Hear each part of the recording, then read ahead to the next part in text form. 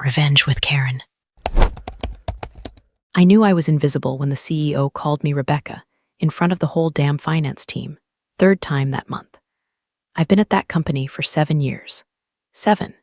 I've fixed quarterly reports that could have sunk us, flagged international transfers that screamed money laundering louder than a yacht in Dubai, and once caught a spreadsheet error that saved the CFO from having to explain a $14 million miscategorization to the board. And yet, Rebecca, like I was a Starbucks order he forgot 5 seconds after handing it off. That's the kind of place this was, where your value wasn't in what you did, it was in how loud you could bullshit during all-hands meetings. My job title was compliance analyst, but what that really meant was I played janitor for executive messes. If someone accidentally deleted a vendor invoice for the third time, I found the backup. When a partner flagged us for suspicious payment terms, I redlined the contract like my life depended on it. Spoiler, it kind of did. Every time the company flirted with collapse due to its own hubris, I was there with duct tape and plausible deniability. Not that anyone said thank you. They just handed me another stack of red flags and told me to be a team player. God, I hated that phrase. Be a team player was HR's code for shut up and swallow it. When I flagged a backdated sales agreement last spring and my manager, Tom, whose only real skill was mimicking human expressions, smiled and said, "You're thinking too rigidly, Rachel.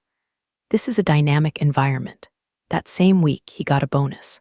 I got a development plan suggesting I work on my attitude, so I stopped trying to be the good soldier. I still did my job, hell, I did it better than anyone, but I did it on autopilot. Eyes open, ears sharp. Because if there's one thing this company taught me, it's that no one's coming to save you. You either learn how to protect yourself, or you end up crying in a WeWork bathroom while your manager pretends to care for exactly 3.5 seconds. Still, day after day, I showed up, sat at my desk, cleared out the inbox fire swamp, listened to finance and legal argue over semantics while someone in sales committed another light felony on Slack. It was like working inside a malfunctioning vending machine. You know it's broken, but you keep jamming your hand in, hoping this time it'll give you what you paid for. Oh, and quick sidebar, since you're already here. If you like these kinds of stories, where corporate karma finally shows up and bites back, hit that follow and like button. It helps way more than you think, and no one on the team wants to go back to pretending we enjoy status update meetings. Okay, back to the mess. What made it worse was, I wasn't even bitter in the beginning. I used to believe in the mission. Democratize access to capital, they said. Empower small businesses, they promised. But somewhere along the way, that turned into inflate user metrics before Series D and cook the books just enough to pass an audit. I saw the shift like a cold front blowing in, slow, steady, chilling. The new leadership team was all noise, empty slogans. Growth hack this, optimize that. They stopped caring about customers and started caring about headlines. IPO buzz, founder podcasts, lunch with influencers. Meanwhile, the actual infrastructure, the legal and compliance underbelly, was held together by 3 underpaid analysts and hope. And yet I stayed, because I thought maybe I could steer the ship. Maybe if I held the line, someone up top would notice and say, "Hey, this Rachel woman knows her stuff." But no one ever did. Instead, I got looped into crisis calls with no context, handed impossible deadlines, and my personal favorite, blamed when someone else dropped the ball. One time, a VP forgot to file a vendor certification, and legal tried to pin it on me. Wasn't she looped? They asked. I wasn't. I had email proof, no apology, just silence and the next mess waiting in my inbox. The thing is, I wasn't angry, not then. I was exhausted, numb. Being in a long-term relationship with someone who doesn't hit you, doesn't cheat, doesn't scream, but still makes you feel like a ghost in your own house. That's what working there felt like, a slow disappearance. Each day, a little more of myself eroded. Each spreadsheet I doctored on someone else's orders chipped away at my integrity. Each lie I had to quietly ignore for the sake of optics tightened a belt around my conscience. But I knew the system. I knew every access point, every buried folder, every redundant archive no one else remembered existed. I didn't have power, but I had eyes. And eventually, I stopped deleting what I saw. I started saving it. They thought I was a nobody. But I was the one holding the plunger to their clogged pipeline of fraud. And the toilet was about to flush. The new exec team rolled in like a tornado of jargon and overpriced loafers, fresh off some VC darling's failed crypto platform, They hit the ground running with a single strategy: inflate everything. Growth at any cost, they called it. I called it red flag bingo. They started slashing ops budgets while doubling the marketing spend, axing risk reviews in favor of momentum, and turning our internal dashboards into a hall of mirrors.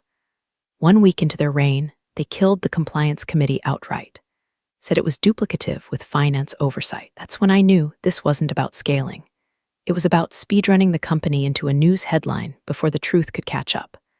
I tried to tell myself I was overreacting, that maybe these guys had a plan, that maybe, just maybe, they weren't complete lunatics with a god complex and a burner phone full of Cayman Islands contacts. But then I got a routine request from Tom. Rachel, mind giving these Q3 reports a once-over before we send them to the board? Sure, Tom. Happy to keep pretending we're a real company. I opened the report expecting the usual garbage, vague projections, inflated user growth, and a desperate amount of footnotes. But something stuck out like a pair of Crocs at a funeral. A line item under enterprise revenue was repeated, verbatim, in 3 different departments. Same number, down to the decimal, $2,486,713.19.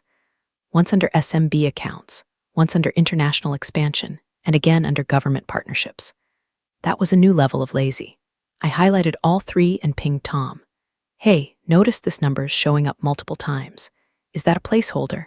He replied with a thumbs-up emoji, followed by, just a rounding error winking face, you're not the IRS. Right, I'm just the poor schmuck whose name goes on the review stamp. Still, I didn't press. I knew how this game worked. If you call out too much too fast, they label you not a team player. The same way they call a layoff a strategic reset and stock options golden handcuffs, even though they're expired cheddar in a plastic wrapper. Instead, I started a new habit. Every time I reviewed a report that didn't smell right, every time a payment date didn't match an invoice, or a contractor's name looked suspiciously similar to a board member's cousin, I saved a copy. Quietly, cleanly, tucked away in an encrypted folder on a personal drive they didn't know existed. And yeah, I know what you're thinking. Why didn't you say something sooner? Trust me, I did. Once. I flagged an expense report that showed $34,000 in client dinners, all charged at the same steakhouse in Miami over 3 days. The receipts were all for one table. Tom laughed and said, guess they really like surf and turf. Then he closed the ticket. So no, I wasn't about to waste my breath again. I wasn't the IRS, but I knew damn well that wasn't a rounding error. That was fraud dressed in a suit and sprinkled with truffle salt. The deeper I looked, the more bizarre it got. 1 week later, a vendor I'd never seen before popped up in the payroll logs. Shift Works Consulting were billing $80,000 for operational scalability audits. Except there was no contract, no tax ID, and the contact email was a Proton Mail account with 0 signature. When I brought that up, radio silence. That's when it really hit me. This wasn't incompetence. This was intentional. They weren't just ignoring the rules, they were betting no one would enforce them. And maybe they were right. Who was going to blow the whistle? Guy from legal who spent most of his day playing golf with our COO. The new girl in finance who still thought stock dilution meant watering down our cafeteria soda? No, it was going to have to be someone invisible. Someone who'd already been written off. Someone like me, so I kept saving. Not just reports. I saved internal chat logs, email threads, PDF contracts that mysteriously got overwritten, even Slack messages that expired after 30 days. I found a way to screen capture them before they vanished. I started running searches in our document archive late at night, under the radar. I wasn't looking for a smoking gun. I was building a damn armory. The worst part? I didn't even want revenge. Not then. I just wanted it to stop. I wanted to work for a company that didn't make me feel like a co-conspirator every time I logged into the shared drive. Deep down, I already knew. They weren't going to change. They weren't going to stop, so I did. I stopped pretending I was part of the team and started preparing to blow the whole thing up. The invoice came in on a Tuesday morning, buried beneath a stack of NDA renewals and onboarding packets for some new contractor team based out of nowhere, apparently. The sender was Core Scale Analytics, which I vaguely remembered approving 6 months earlier for a pilot data visualization tool. One-time project. 3-month cap. C-suite loved the demo, hated the bill, and ghosted the vendor into oblivion, or so I thought. Except now, Here was CoreScale again, billing $127,000 for Q2 analytics recalibration under the exact same contract number I had archived as closed. And guess what? Right next to it in the system was another charge. Same vendor, same amount, same line item, filed under a different department code. One from marketing, one from product, 2 charges, 1 service, no explanation. So, like a rational human being who hasn't yet drowned in corporate Kool-Aid, I emailed finance. Hey, I wrote, noticed CoreScale submitted what appears to be a duplicate invoice under 2 departments. You confirm this isn't an error before I approve. About 10 minutes later, I got a response from some middle manager I barely knew named Lance, who, judging by his profile pic, had strong I just discovered cigars and Bitcoin in the same weekend energy. His entire reply, stay in your lane, Rachel. No greeting, no signature, no emoji, just that. I sat there staring at the screen, fingers hovering over the keyboard like maybe, just maybe, I was dreaming. Nope, this was real. This was the kind of place we'd become. A compliance analyst asking a clarifying question about a 6-figure duplicate payment gets told to shut up like she just asked to see someone's tax returns at Thanksgiving. I didn't reply. Not right away. Instead, I got up, took a lap around the floor, and tried to remember how I got here in the first place. I used to love this job. Used to feel like I was doing something that mattered. We were building something real. Now it felt like I was babysitting a bonfire made of money and lies. On my way back to my desk, I passed Jim, my old mentor. Used to be head of regulatory affairs before the new exec team shoved him into a corner office with no responsibilities and a slowly expiring title. He looked tired, like the kind of tired that caffeine can't touch. You look like you saw a ghost, he murmured when I sat back down. I showed him the email from Lance. Told him about the duplicate invoice. The vendor, the rubber-stamped contracts, the silence. He leaned in, voice barely above a whisper. Don't ask too many questions, he said. They're prepping for Series D. Everyone's walking on eggshells. Just keep your head down, keep your head down. That phrase felt like a slap.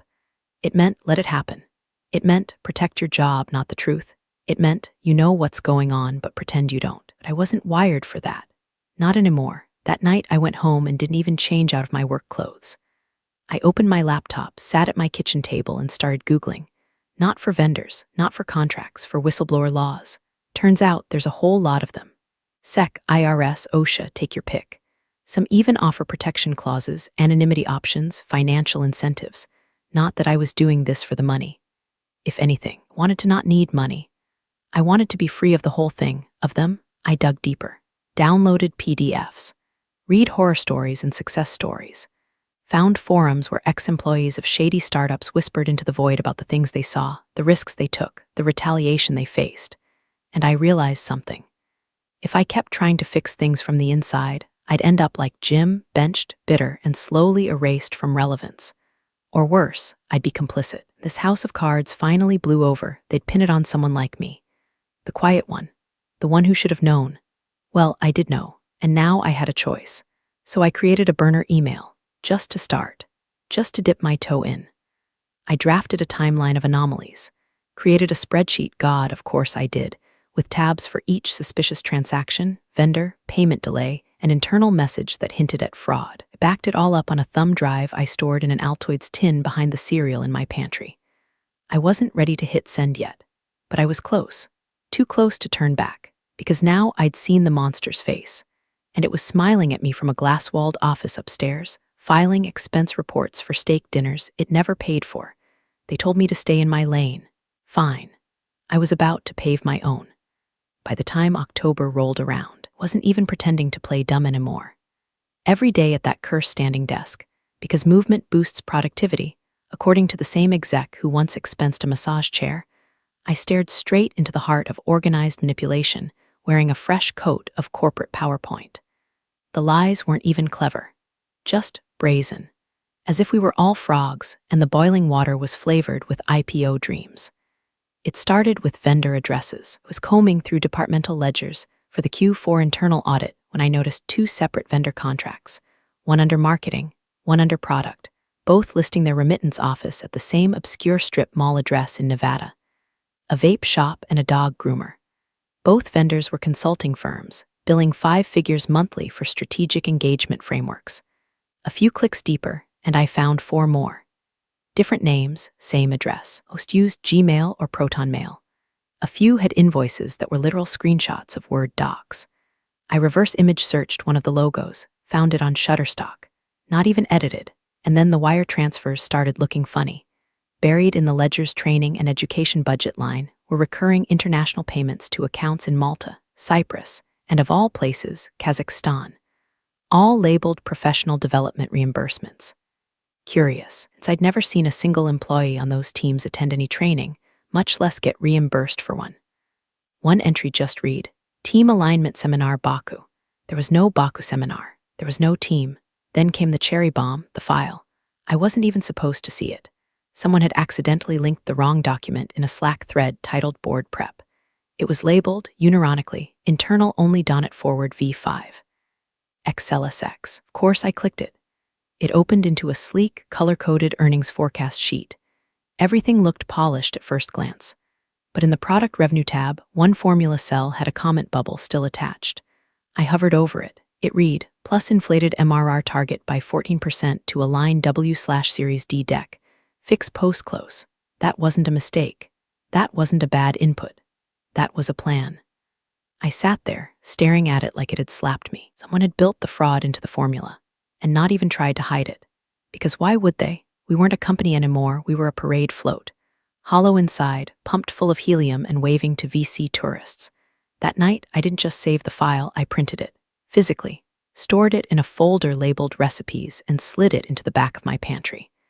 I wasn't paranoid, I was done playing defense. And if things went nuclear, wasn't going to rely on Dropbox to back me up. I started organizing everything. Nights and weekends became archive shifts.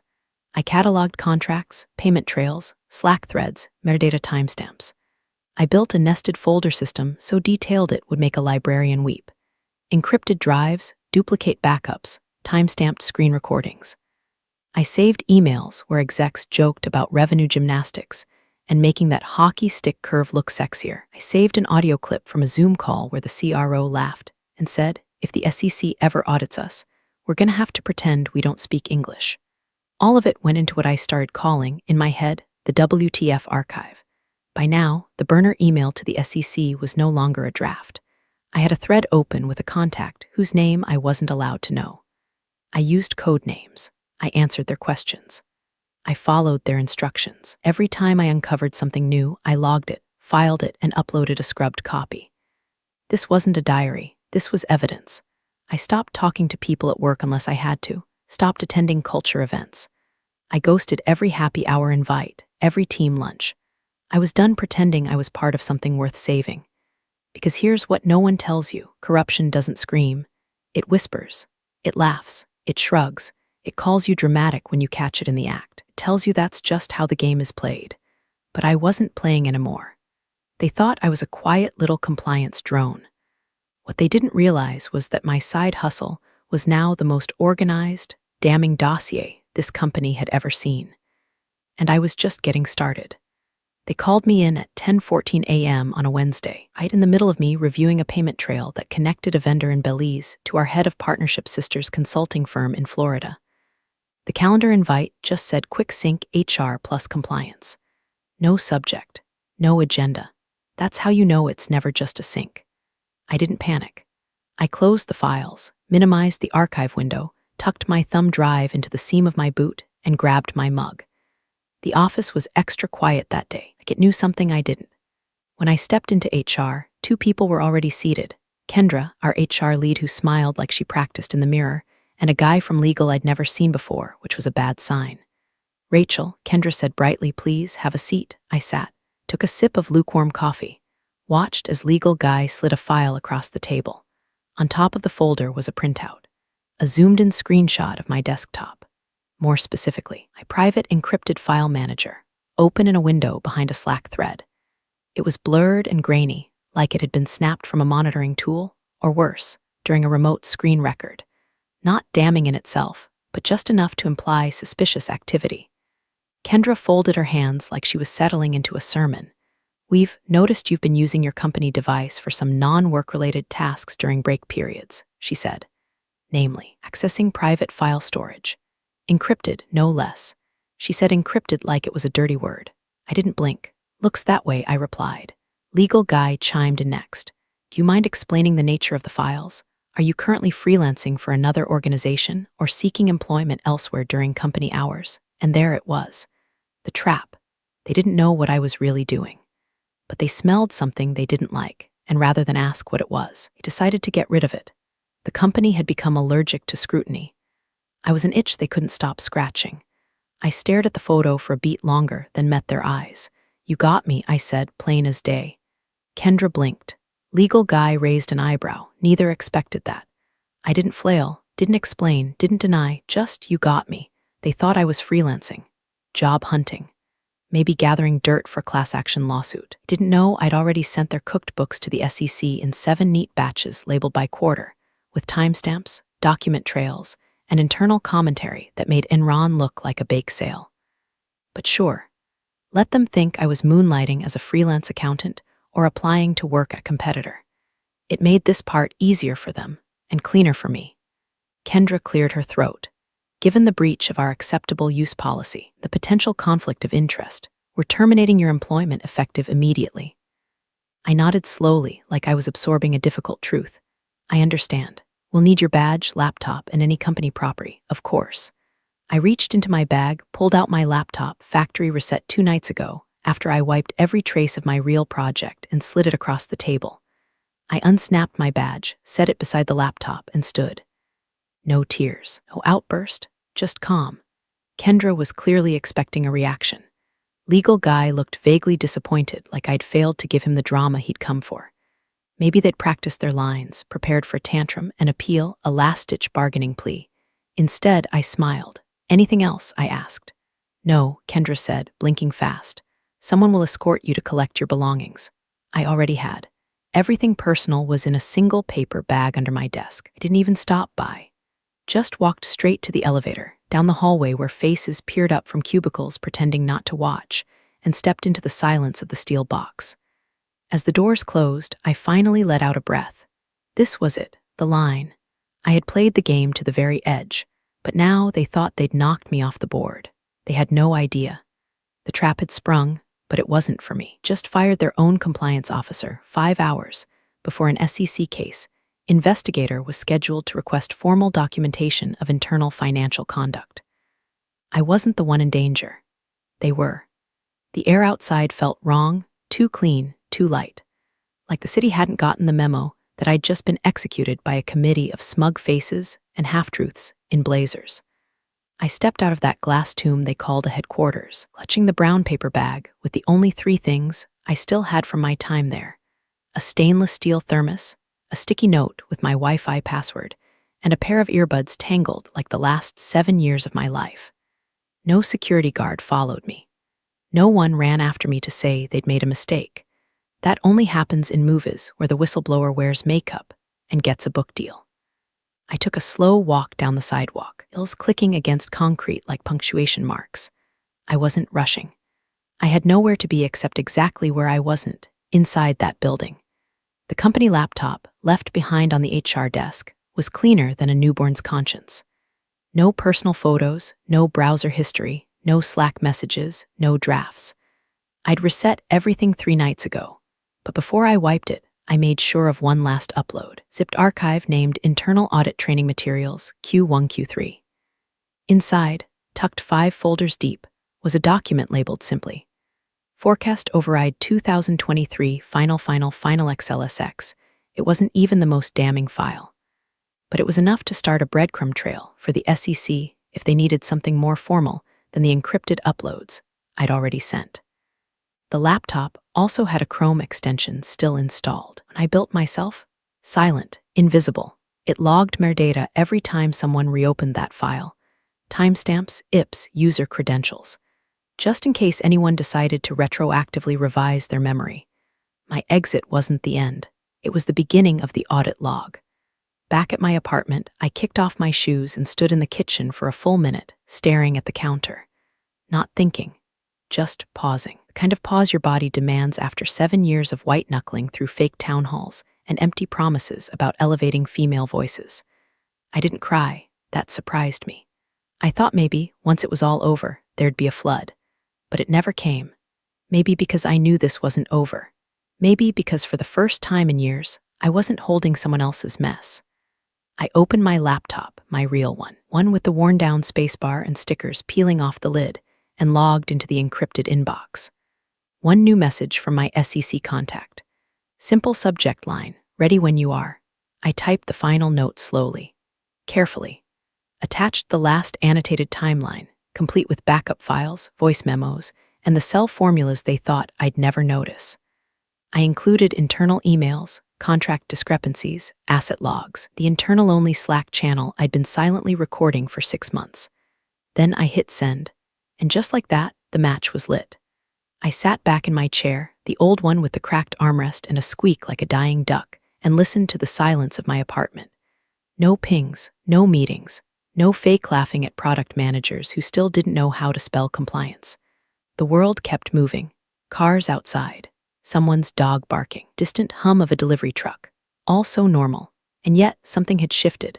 I wasn't scared anymore, or tired, or trapped in a cycle of pretending I didn't see the house burning down while the arsonists handed out quarterly bonuses.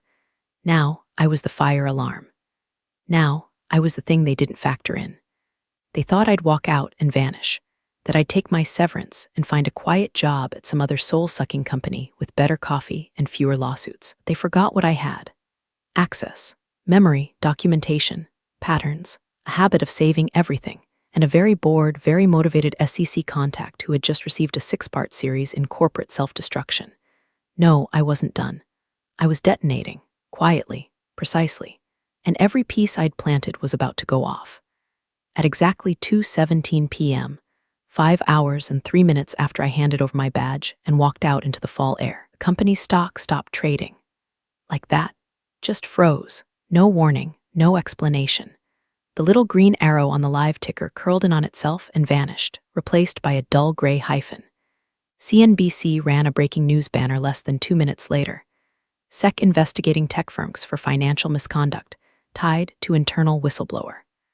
The ticker scrolled slowly beneath a still frame of the founder smiling at a tech summit last year, right before he told a room full of Stanford MBAs that compliance is just the speed bump on the way to innovation. You could almost hear the punctuation slap him in the face. By 2:35, every exec was off Slack. The internal ops channel was dead silent, except for a single message from the CTO. Does anyone know what this is about? No one replied. Not because they didn't know, because they knew. Board members started popping into calendars like mold after a flood. An emergency, all hands got thrown on everyone's schedule for 4 p.m. sharp. I wasn't invited, obviously, but one of my old colleagues, Lauren, from procurement, texted me a blurry screenshot from inside the meeting room. CEO pacing. Legal counsel, red in the face. A printed article from Bloomberg on the table, the headline so aggressive it looked fake. Whistleblower at tech firm X may have exposed multi-year financial fraud. I smiled without meaning to.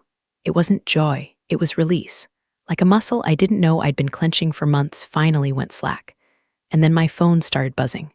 Tom, twice. First as a call, then as a voicemail. No text, no apology. Just that pathetic reach a cornered man makes when the floor drops out from under him and he realizes the paper trail leads straight to his desk drawer. I didn't answer, didn't even listen. He could scream into the void all he wanted. I wasn't his janitor anymore. Let him mop up the lies with his performance reviews and bonus memos. Back on LinkedIn, news was already spreading. Anonymous accounts posting vague subtweets. Reddit thread popped up in r/tech snark, which fintech just got caught inflating revenue pre-IPO. Eyes, someone replied. Check SEC filings. Starts with a T, ends with hope you lawyered up. By 3:10 p.m., legal had locked access to the internal audit folders. Too late. I'd already scraped, tagged, timestamped, and duplicated every file worth keeping. They could lock the vault, but the diamonds were gone. Someone from IT tried to deactivate my old login credentials. Didn't matter. I hadn't used them in weeks. Everything that mattered was stored off-network, encrypted, and sitting somewhere far beyond their little sandbox of control. Another Slack ping from Lauren. HR is in meltdown. Someone said you had a burner. Is it true? I didn't reply. Let them guess. Let them spin stories in that soundproof conference room, while legal scrambles for a scapegoat, and the CEO starts calling every VC contact he ever ghosted. The silence I gave them was louder than any confession. They had fired the one person who actually knew where the bodies were buried, and then practically shoved her into the arms of a federal investigator. They thought I was some passive compliance drone. They thought they could smear me, delete me, replace me. What they didn't think was that I would strike first, and I hadn't even broken a sweat yet. By Thursday morning, Tom was gone. Administrative leave pending internal review, the memo said. No signature. Just a blank-eyed HR announcement sandwiched between an expired bagel reminder and someone asking who took the last HDMI cable from the supply closet. No one even used the word fired. They were too scared. Like if they said it out loud, would summon another SEC agent through the air vents. I heard about it before it hit Slack. Lauren texted me again, this time just a single line. You snapped his neck and didn't even look back. The next domino fell an hour later when the CFO went on Bloomberg. Not in person, just a carefully worded, pre-recorded video, shot with enough blur that it looked like it was filmed on a microwave. He didn't deny anything. Didn't admit anything either, just used every corporate euphemism in the book. Clarifying internal practices, miscommunication between departments, unanticipated procedural redundancies. He might as well have said, we got caught cooking the books, but please don't pull your funding. The market didn't buy it, neither did the investors. By noon, a new wave of panic washed over the company like cheap perfume. Internal emails leaked. Not from me, someone else. Few brave souls who realized the ship was sinking and decided to light a few fires on their way out. First came the invoices. Side-by-side screenshots, same dollar amounts, different vendors, identical formatting. Then came the Slack threads, time-stamped, watermarked, and forwarded in anonymous bursts. One showed a VP joking, hey, let's sprinkle in some creative math to hit that MRR curve winking face. Another said, we reclassify the Malta payments as employee enrichment. Lol, LOL indeed. By 3 p.m., the internal investigation that had started as a closed-door HR project was now a multi-agency circus. The FBI Financial Crimes Unit was reportedly asking questions. Not just the SEC, not just the IRS, all of them. The IPO postponed, indefinitely. That word echoed through Slack like a death rattle. Indefinitely. As in, maybe never. That beachfront condo the CRO just put a down payment on. Not happening. As in, the founder's exit strategy just got flushed with the rest of the toxic sludge. People panicked. Stock options became punchlines. Recruiters' inboxes exploded. Senior leadership went into bunker mode. No emails, no Zooms, just silence. Like ghosts in a machine built out of bravado and unpaid invoices. And me? I went for a walk, not for revenge, not to gloat, just to breathe, because for the first time in what felt like a decade, I wasn't holding my breath.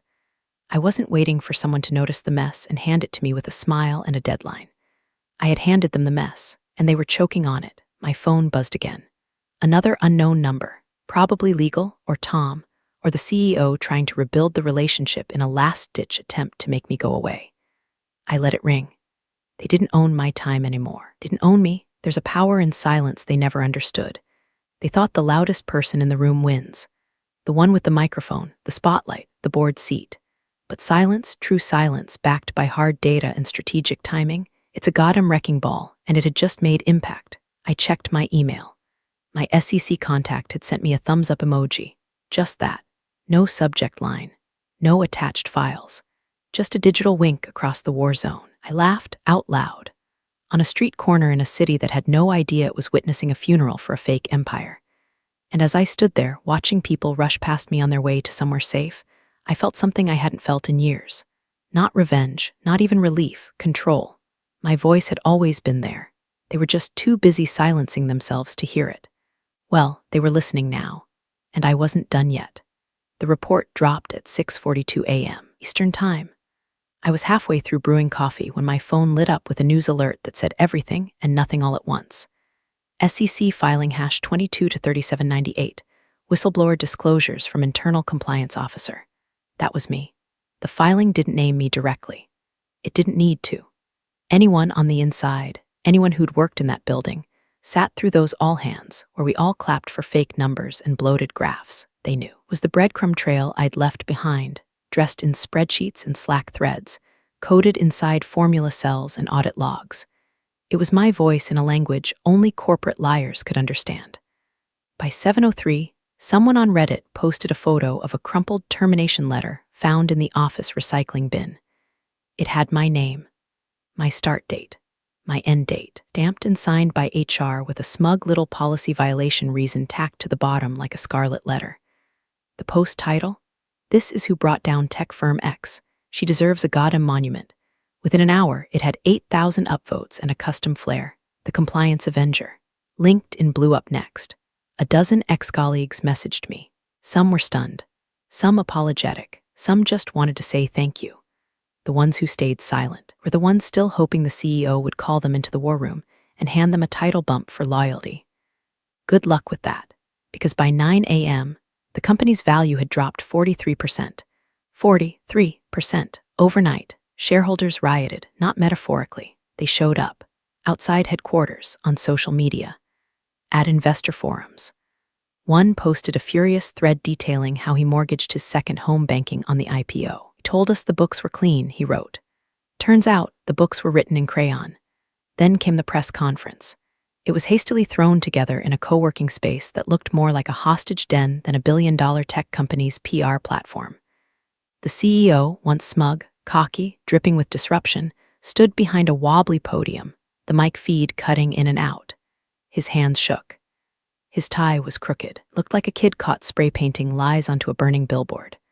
A reporter raised her hand. Voice calm, surgical.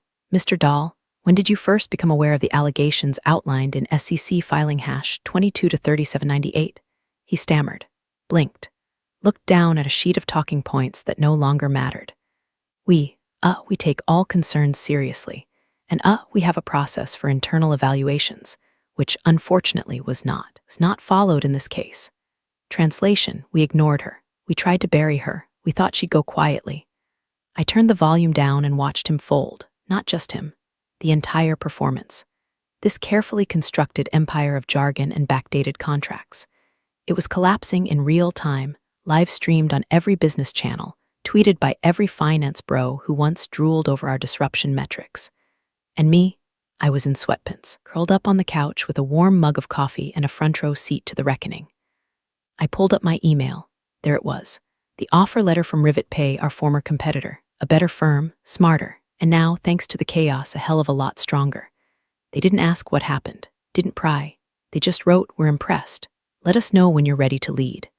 I stared at the accept offer button for a few seconds, not because I was hesitant, because I wanted to savor it. One last time, I glanced back at the frozen CNBC screen, where the CEO was now being drowned out by a room full of reporters shouting follow-ups. Then I clicked, accept. The laptop screen glowed. Outside, a breeze swept through the city, tugging at yesterday's headlines like ash on the wind. And I smiled, not because I won, but because they finally lost to someone they never saw coming. You're the real stars of the corporate jungle. Thanks for watching. Hit subscribe, or I'll flick the switch on your old cubicle memories.